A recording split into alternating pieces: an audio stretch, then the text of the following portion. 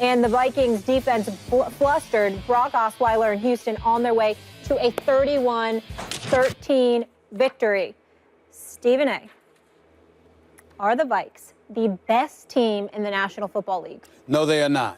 And I don't care that their record says they are. I understand that Bill Parcells coined that phrase, you are what your record says you are, but not always.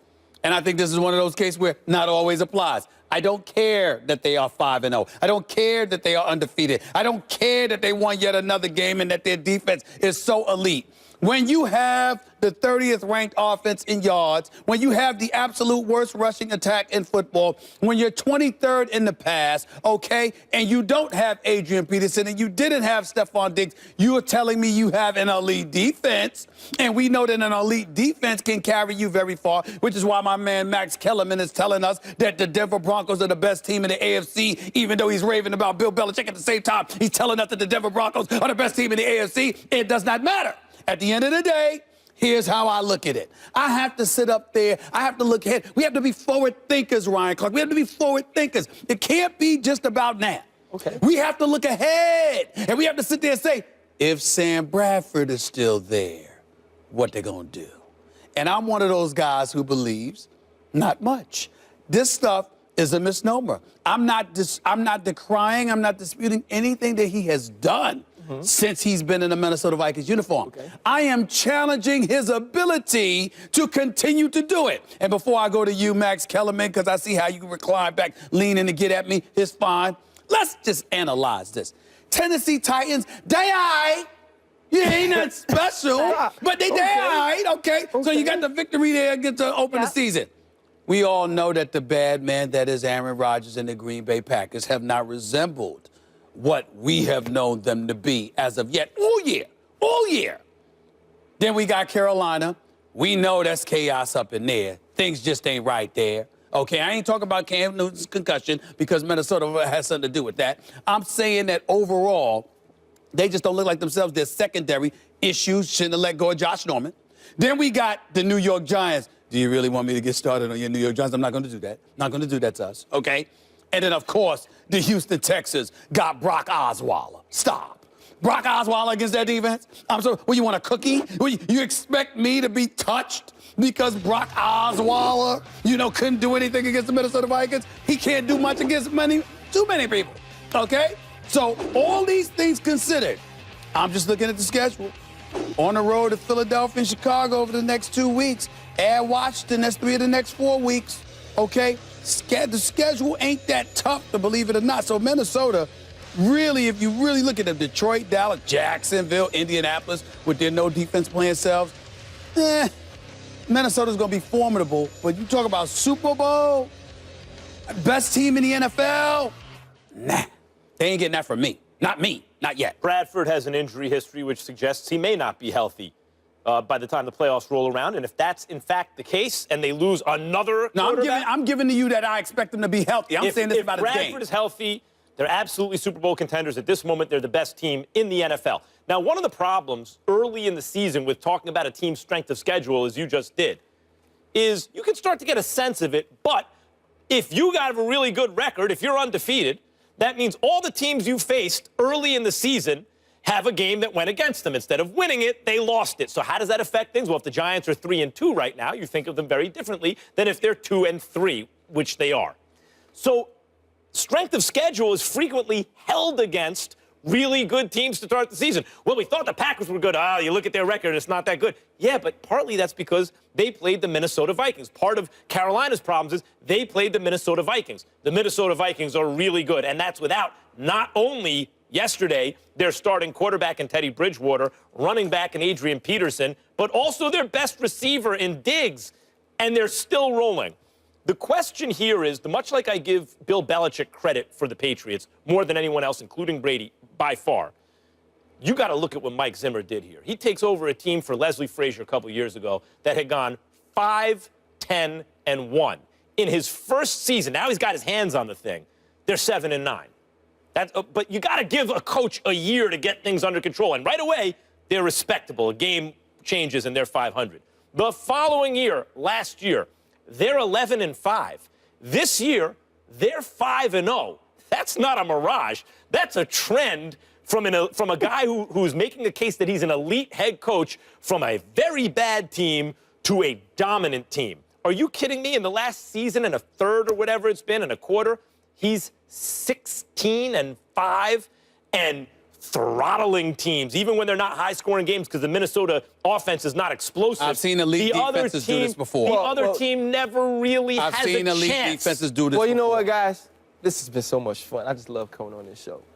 But only one of us, right, was actually on the cover of ESPN, the magazine. And why was I? Because we had one of the best defenses statistically in like the last, now, 35 years. And we were and a very handsome guy right in the front, kneeling in front of some very bad dudes. This Probably defense, with a bad tie on. This defense had on my jersey. Oh, okay. You don't know about those. There you go. This defense may be better than that one. And that offense wasn't great. We had a really, really good quarterback who's a future Hall of Famer. We had a punter who was punting the ball like 15 yards. I think it kept our yardage down. This Minnesota defense is that good. And I'm ashamed of you. As much as you come at me for stuff, I'm ashamed of you. I sit here and watch you defend Floyd Mayweather when people talk about the opponents he had wasn't good. You sound just like those people.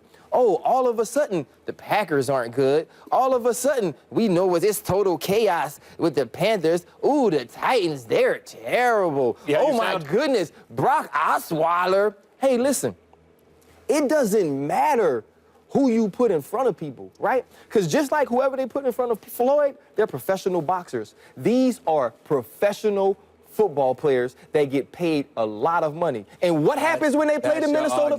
What happens when they play the Minnesota Vikings? Right. They look bad. DeAndre Hopkins, can he play? Big time. Can he play? Yeah. Will Fuller, people have been raving about what a great rookie he is. Halftime of the game, you're watching, they put them both up. Put up the stats. 0 catches, 0 yards, 0 touchdowns. Not because they can't play, but because the Minnesota Vikings are that good. We were wondering if Odell Beckham had a psychological problem after playing these guys. I mean, like, this is how good the defense is. They're that good. And when you're that good, and listen, Sam Bradford, and though the numbers don't wow you, but he's not turning it over, and he's making plays with a guy named Thielen, who's an undrafted free agent. But I'm making the contention that I don't believe that will last with Sam Bradford. I in no way question the greatness of the Minnesota Vikings defense. I'm saying I've seen great defenses before who have come up short because the offense couldn't close the deal for them. If you're going to tell me that a team is the best in the NFL, you have to show me that somebody can cover for them on one side of the ball, or the other side of the ball is so elite that it don't matter what anybody else does. Like, I'm looking at a Sam Bradford, and the key thing here is that he's not committing any turnovers. Do we anticipate that will continue? That's my issue. Now, if the guy was sitting up there and turning the football over, but somehow, some way, Minnesota was still winning, okay, then you would have me there, because I'm saying, damn, despite anything, this is what they're doing. But it can't be more perfect. This is an issue in terms of what's happening with their offense. You brought up boxing, you brought up Mayweather, and you're talking about this is the issue in sports. And this happens when the Patriots play the greatest show on turf, and this happens when Evander Holyfield fights Mike Tyson. Great offense is easy for everyone to understand because the margin of victory against mediocrity is enormous, right? Mediocrity has nothing to stave off a great offense. They get crushed.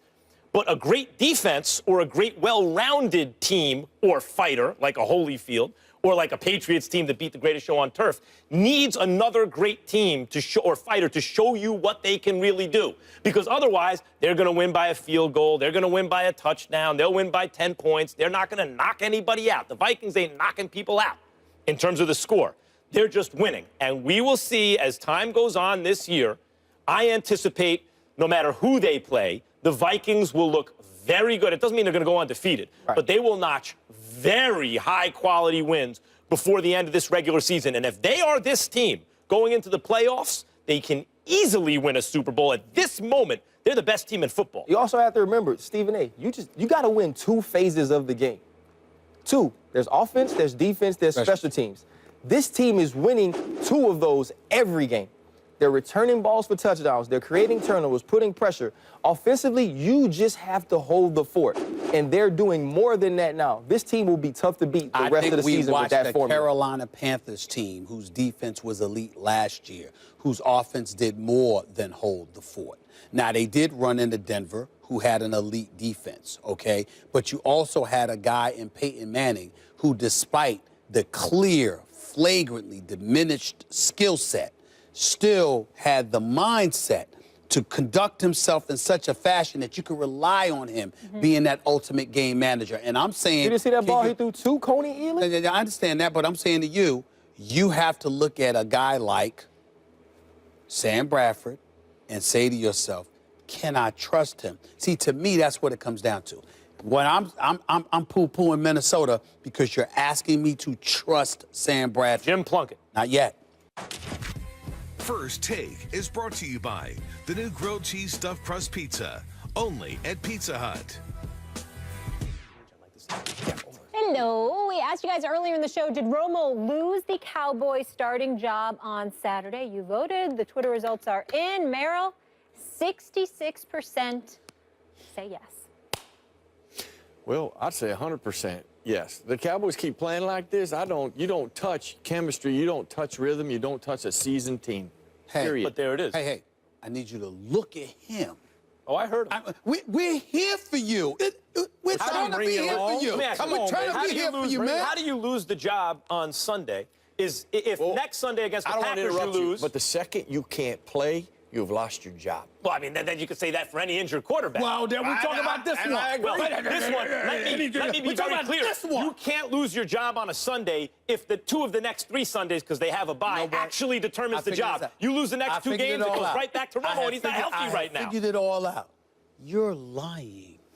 You're a Cowboys fan. Oh. You're a Tony Romo fan. Maybe not a Cowboy, but you're a Tony Romo fan. am not. You have deceived me. You are. You realize in the old Tony days, Romo. That's what you do. In the old days, love Tony Romo. Tell the truth. In the old days, we would have to fight a duel.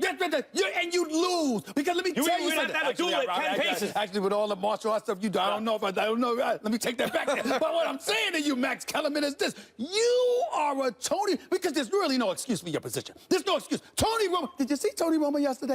Did you see him? I told him at the beginning of the show, the only thing that was missing was the palm trees and the sunshine. Did you see how he was reclined back? And I don't know if it was a fan blowing it. If he had some of that head, looking like... It did look like he was on vacation. Let me tell you something. He was chilling. I mean, if he had longer hair, I would have thought it was the second coming of Fabio. I mean, it was that ridiculous. It was that ridiculous. I mean, he was reclined back, Actually, you know what's funny what I saw? What? I saw a guy who was stressed because he saw his job going away. You saw Really? that? I didn't see that. You know what I saw? I saw a guy very comfortable, Merrill. I would know. I would understand his role. You see a guy playing to that level. That's right. You're like, oh my gosh. I mean, Yeah. this is what. Oh, I understand it. But That's what happens when you But check lose. this out.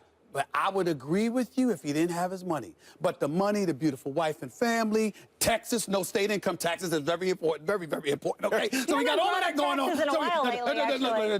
No state income taxes. And by the way, it's Texas, it's Nashville, it's Washington. Florida? You could live in Florida. That'd be great Delaware, for you. Florida. Oh, I know the state. Vegas? Trust me, I know the state. I got my eyes on the prize. I'm trying to tell you, Merrill, the bottom line is he got his money. But why don't you live in one of those states? Oh, please. New York or LA right here. He got the love.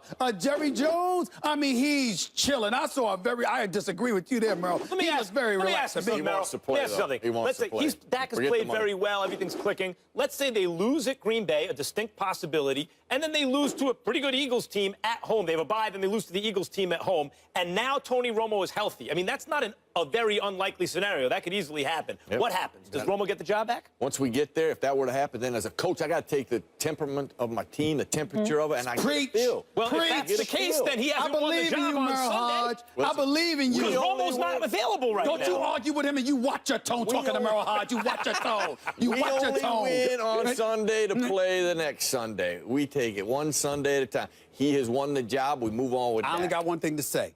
I'll deal with you on Monday Night Football at halftime. We'll discuss. I'm going to have to deal with it. Hey, I'm here. The wisdom. Give it up, baby. Give it up.